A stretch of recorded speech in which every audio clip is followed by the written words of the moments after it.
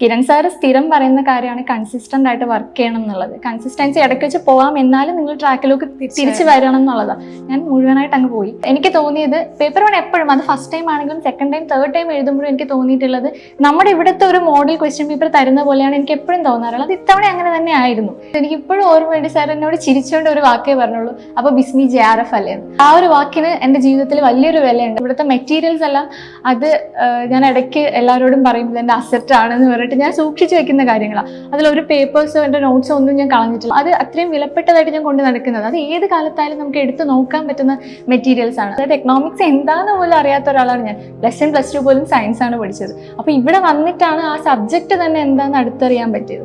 അപ്പോൾ അങ്ങനെയുള്ള എനിക്ക് കിട്ടുമെങ്കിൽ എക്കണോമിക്സ് പഠിച്ചു വന്ന ഒരാൾക്ക് എന്തുകൊണ്ട് കിട്ടിക്കൂടെ? കൺസിസ്റ്റന്റ് ആയിട്ട് വർക്ക് ചെയ്ത് കഴിഞ്ഞാൽ ഉറപ്പായിട്ടും കിട്ടും.